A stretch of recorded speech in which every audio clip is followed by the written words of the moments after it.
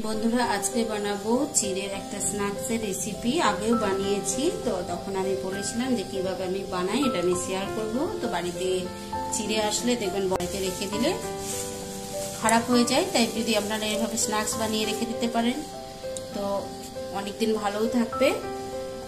তো একটুখানি এর জন্য আমি এই উপকরণগুলো নিয়ে নিয়েছি। সাদা তেল, একটুখানি চানাচুর নিয়েছি, যেহেতু আমার কাছে আমচুর পাউডার, ঝুড়ি ভাজা এসবগুলো নেই। আর চিড়ে, কারি পাত্তা, কটা পাঁপড় নিয়ে নিয়েছি, শুকনো লঙ্কা, নুন আর মিষ্টি। তো আমি কড়াতে সাদা তেলটা দিয়ে দিচ্ছি। এবার আমি পাঁপড়গুলো একবারে সব ভেজে নিচ্ছি।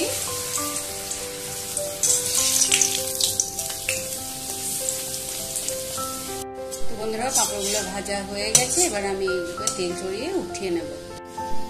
তো এটার মধ্যে আমি সবকিছু মাখিয়ে নেব, এই জন্য এটার মধ্যে আমি সমস্ত কিছু ভাজার পর তুলে রাখবো। কিন্তু এইভাবে দিয়েও সেই ফুটে গায়ের মধ্যে এসে লাগলো।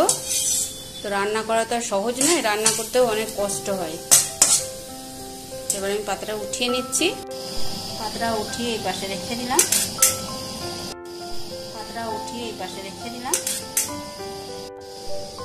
এবার আস্তে আস্তে চিড়েটা ভেজতে থাকবো।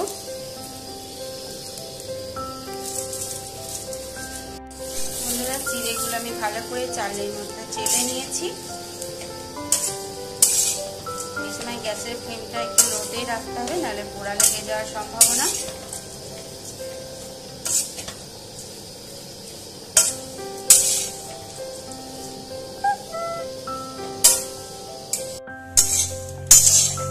গ্যাসের ফ্লেমটা একটু কমিয়ে রাখতে হবে, না হলে দেখুন আমার দু একটা পোড়া লেগে গেছে, এরকম পোড়া লেগে যাবে। যেহেতু আমি এক হাতে করে ক্যামেরা করছি আর এক হাতে রান্না করছি, তাই এই বিপত্তিটা ঘটলো, তাহলে এটা সুন্দর হতো।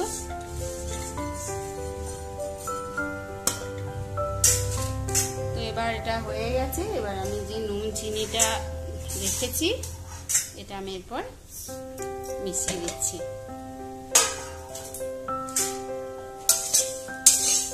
বিট লবণ, আমচুর পাউডার যদি কেউ ব্যবহার করেন বা এতে মেশান, তাহলে এটা নামিয়ে নেওয়ার পর চাট মশলা এগুলো দিয়ে একবার নাড়িয়ে নিতে হবে। আমি ভাজার সময় এইটুকু চিনি আর নুন দিয়ে দিলাম।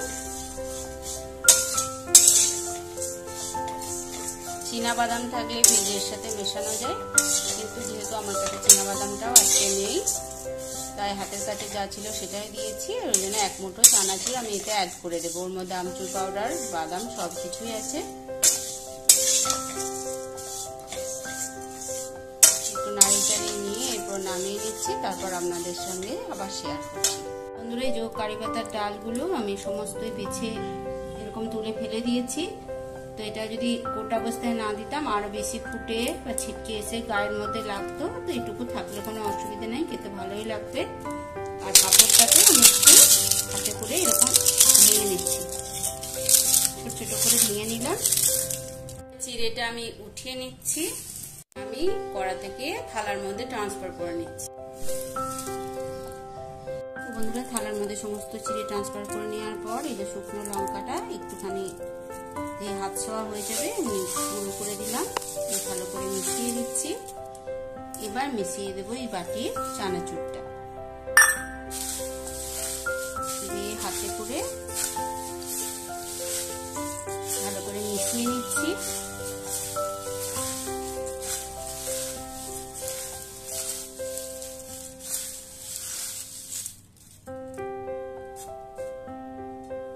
এইভাবে যদি আপনারা একটু ঠান্ডা হওয়ার পর একটা এয়ারটাইট কন্টেনারের মধ্যে ভরে রাখেন, তো আপনারা এই পুজোর আগে এরকম স্ন্যাক্স বাড়িতেই বানিয়ে নিতে পারেন। 12 মাস তো কিনেই খান, তো ভালোই লাগবে।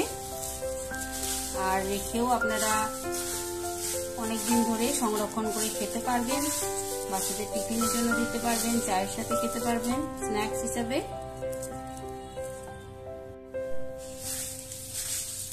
তো বন্ধুরা আমার এই চিড়ে স্ন্যাক্স কেমন লাগলো অবশ্যই কমেন্ট করে জানাবেন, পাশে থাকার অনুরোধ রইল। তবে আজ এই পর্যন্ত, আবার দেখা হচ্ছে পরের ভিডিওতে। সবাই খুব ভালো থাকবেন, সুস্থ থাকবেন, ধন্যবাদ।